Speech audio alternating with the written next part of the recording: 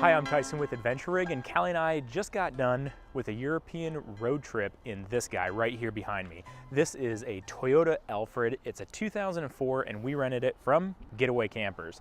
Now, these guys are actually based out of London in the UK. The reason that we did this out of London was because flights were really cheap from Denver straight to London nonstop. Once we got here, we rented the van, and then we actually took a ferry into France and then went into that part of Europe. At the end of the trip, we took a ferry back and then actually went up into Scotland and toured around up there before finally coming back down here into London. So again, with those flights, even with the ferry costs, it was drastically cheaper to do it out of London. We did rent it in the off season. We rented it in November. Their off season rate was £33 a day, which for a place to sleep and a vehicle to drive, Callie and I were really psyched on that. One thing we were not psyched on, we didn't really compute this very much, the cost of fuel. You're like, really guys? This was your entire trip was basically centered around the cost of fuel. Well, the cost of fuel averaged us about $7 a gallon. After the exchange rate, you're paying for liters over here, it was a lot higher than we were expecting. I think in our heads we were thinking $4 to $5, but once we started traveling, it was a little bit of a shock. Take that into consideration. Something else to take into consideration, because we rented this out of the UK, the steering wheel is on the right-hand side of the vehicle. Honestly, it was not as big of a deal as I thought it would be. Once I was on the road driving, it really was not very noticeable. Luckily, I had Callie there, so if I just inched into the oncoming traffic, she could tell if anyone was coming at me. She always had my back. Now, if we open the door here, you can see that the bench seat actually is split, so you have one seat on that side, and then this is large enough for two people. Now the bench is slid all the way back to the platform that they've built for the rear bed, so what you see with legroom is kind of what you get. I'm 6 feet tall, and sitting in here I have plenty of legroom. I'm not cramped whatsoever. Also plenty of headroom that leads to this gigantic sunroof here. You have one right in the center, as well as another sunroof up front. Now, I just mentioned the bed platform in the back. I'm gonna go ahead and collapse these seats, rotate them around, and show you how the bed sets up for two people.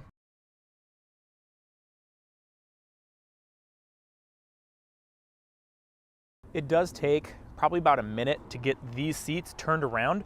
The front seats have to be pulled forward and then kind of leaned forward a little bit to get these to rotate. Once these are rotated, they actually get pushed up towards the front of the vehicle. So the amount of space that you have between the bed platform and this seat is about all the space you get. There's a little bit between the seats here, but it's not a lot. This is something to take into consideration depending on how much you're packing. We just brought a couple carry-on bags. Those fit between the platform and the seats really nicely, so just a little bit of consideration.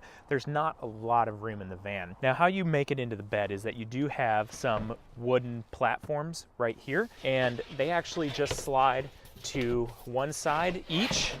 And once those are set into place, you can obviously see there's a little bit of a slope. So you have this little doodad that goes underneath them.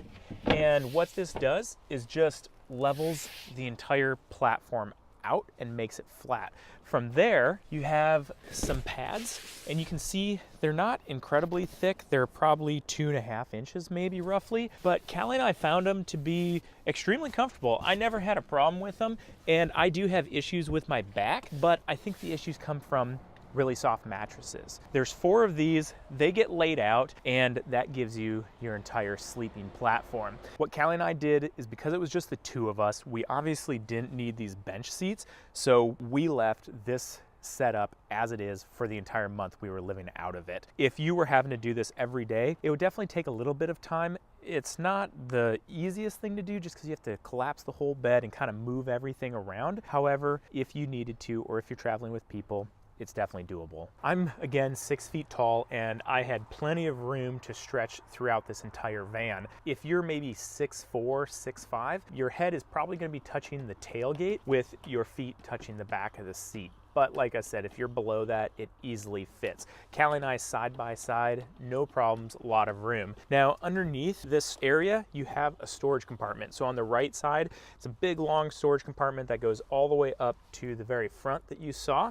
And then on the left side, they do have a few things in here. So the van comes with some essentials like a stove and some cookware, glasses, bowls, that kind of stuff. They actually have it all spelled out on their website. Right in front of this container that holds all that, you do have a very small fridge, which we'll show you. Now, it is very small, and it worked great for Callie and I, but when we went shopping, we definitely had to consider what we were buying that needed to go into the fridge. Anything like drinks, we knew we wouldn't be able to fit in there, along with the lunch meat, cheese, condiments, that kind of stuff. So we never put drinks in it just because it is small. Another great feature about this is that they do have a table on the back that just flips up. Callie and I got a table from them. However, we never once used it. We also had 2 chairs that they provided. And again, we never used them. If you're gonna maybe be in one spot for multiple days, you may use that kind of stuff. However, Callie and I were kind of in go mode, and we didn't stay anywhere long enough to set up a table and set up chairs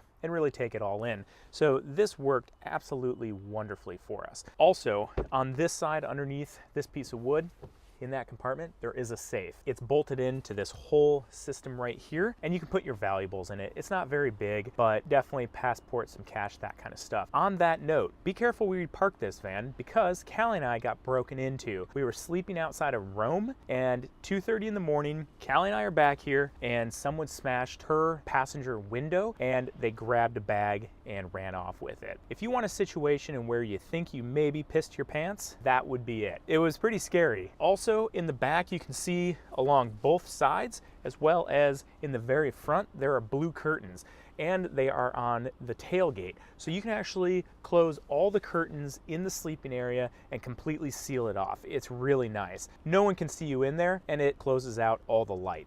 All right, finishing up the van tour, like I had mentioned, this is where the refrigerator is located. And it's a little 12-volt refrigerator, which actually plugs into its own separate battery. So when you don't have the van running, the fridge still stays cold. It's located right here, and you can see the lid. I can open it up. That's the size of it. It is a little bit cumbersome if you have the entire bed made up and you really can't just throw that panel off to the side like I did. It's a little cumbersome to get in and out of it. It sometimes is a 2-person job, but again, it's completely doable. One last thing that I'll mention is probably the overall size of this vehicle. If you're watching this video, maybe you're coming from the States where everything is gigantic, this is gonna feel really small. Callie and I were thinking, wow, maybe we'd like to rent an actual camper van, one of those larger RVs. However, fuel mileage is not quite as good.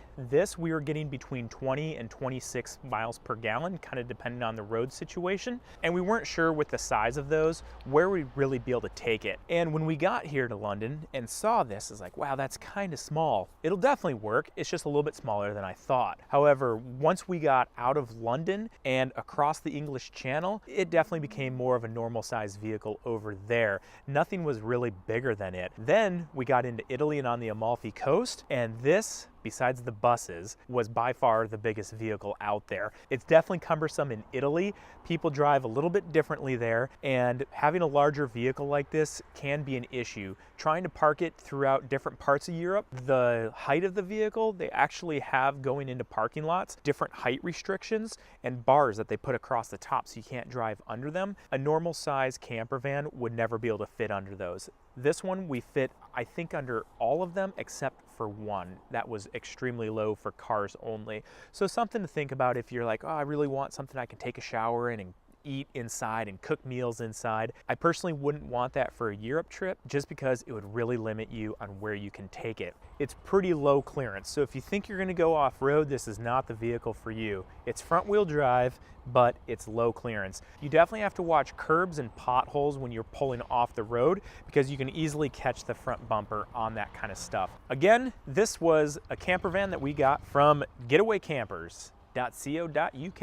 If you're looking for one, get a hold of them because they're pretty awesome. Callie and I put over 6,000 miles on this with 0 issues, except for that broken window and this other thing that I didn't mention. This blew off in Scotland. We got into some pretty horrendous winds and it just ripped that entire piece of plastic off. Thanks again for watching. If you guys have any questions about this van or about our trip in general, definitely get a hold of us in the comments section below and Callie and I will get back to you. Also, if you didn't know that we went to Europe, that's because you're not following us on social media. Check us out at Adventure Rig on Facebook and on Instagram.